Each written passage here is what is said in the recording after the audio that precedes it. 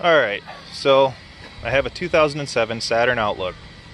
I didn't record putting the front brakes pad, the brake pads and the rotors on, and I also put a strut on, but I'll show you what I did as I take it apart, because I got to put sway bar links on there. So I'm getting like a clunk, almost like a crunch every time I hit a bump, and I'm pretty sure it's coming from the driver's side one, because that one looked the worst. But I'm just going to replace them both on the front. I already replaced the ones on the rear last year, so I'm just going to do the ones on the front, and hopefully that'll fix up this problem. There's a few things that I need to attend to that I'm going to try and make videos for if I get the chance to and I have the time. I know that there's not a lot of Outlook videos out there. Doesn't seem like a lot of people want to work on an Outlook. I don't know. I know there's quite a few videos out there for the Acadia and the Traverse, and they're very similar to the Outlook from the same model year. So if you have something that you want to fix on your Outlook and you come across the same type of thing on the Acadia or the Traverse out there on YouTube, you're probably going to be right in the ballpark of how to do it on the Outlook. So I figured I'd show this off real quick. Not that most people don't already know this, but before you jack up a car, always make sure to block the tires. So I've got both rear tires blocked, and on the Outlook, I'm going to get down under here.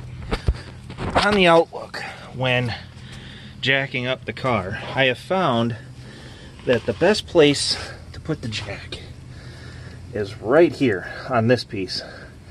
There's you'll know it because there's a bolt in here, and the particular jack that I have will kind of straddle that bolt. So that's where I put it. I haven't had any problems. And then what I do is, once I get it up high enough, I'll take and I'll put the jack stand in right here in this area, which, if I go back here a little bit, you'll see it's pretty much right next to where I'm jacking it up. So let's go ahead and do that. So, not a very good jack, but it gets the job done. So,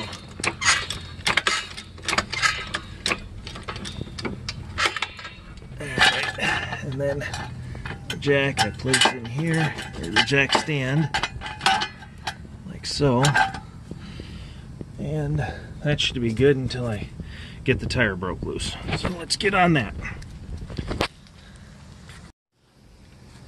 Alright, so the first thing we got to do is get the lug nuts broke loose before we actually get the car off the ground. So we'll go ahead and do that right now.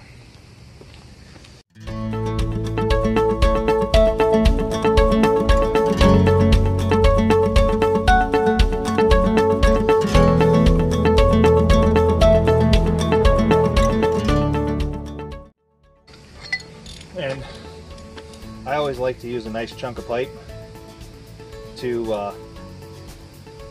go ahead and create some extra leverage there. So now that we've got those broke loose, we'll go ahead and finish jacking it up, get the tire off the ground.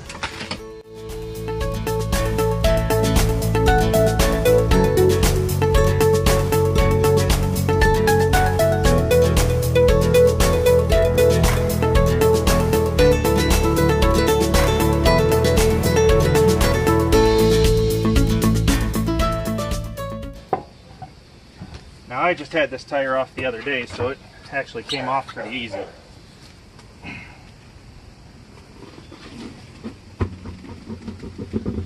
Now, I'm going to show you real quick, and I'm sure you already noticed that the rotors are actually brand new.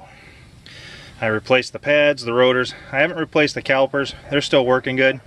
I did, however, replace this strut. I replaced the one on the passenger side last year. So that was, that was already done. But anyway, so what appears to be bad is this part right here. This, and it bolts here and goes down to right here. And what it does is this sway bar back here, this is the sway bar, it goes up to the other side. It actually links the strut to the sway bar, and as part of the suspension, it actually helps stabilize the front end from swerving and rocking.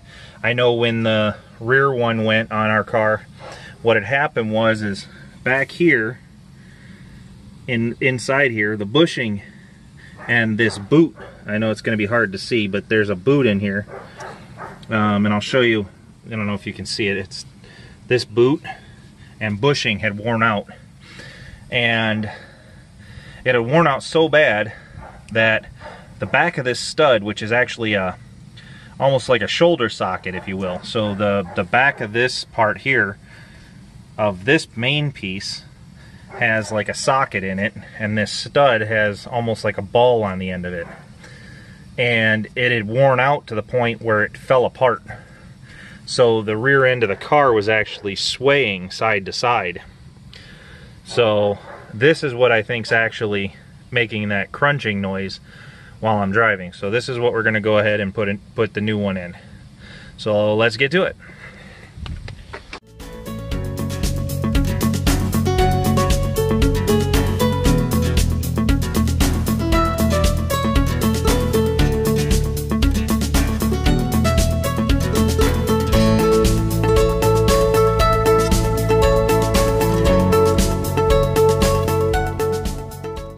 So if you look, can you see that? Yeah, okay.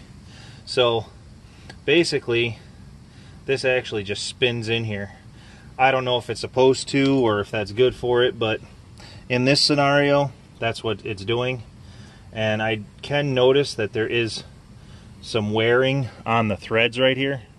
I'll see if I can show you that a little bit later, but at any rate, so got that first one off. Let's go ahead and get the second one off.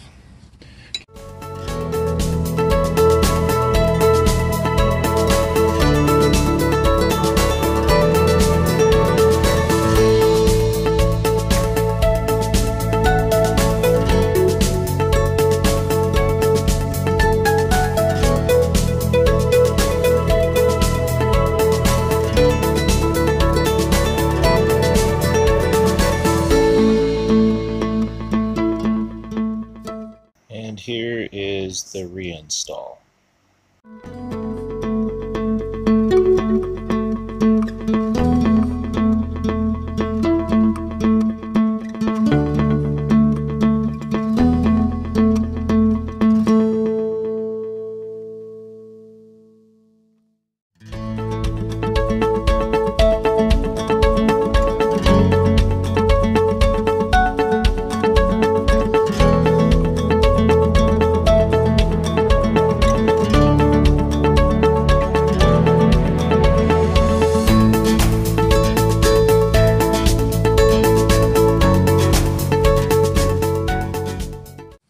So sway linkage is on, tightened, everything's back in.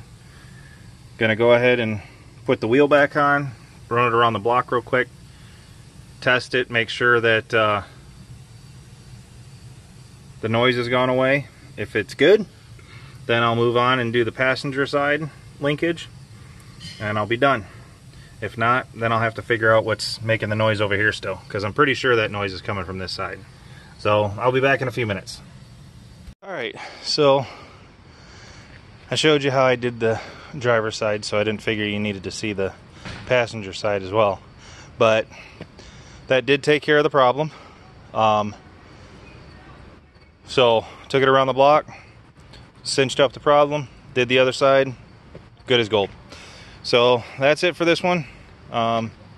If you like the video, please like and subscribe.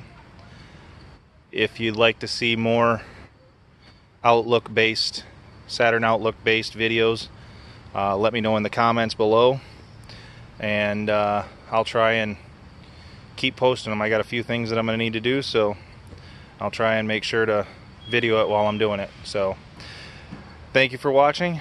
Again, if you like this, please like and subscribe, and if you want to be alerted to any new videos that I post, make sure to click the little bell icon next to the subscribe button.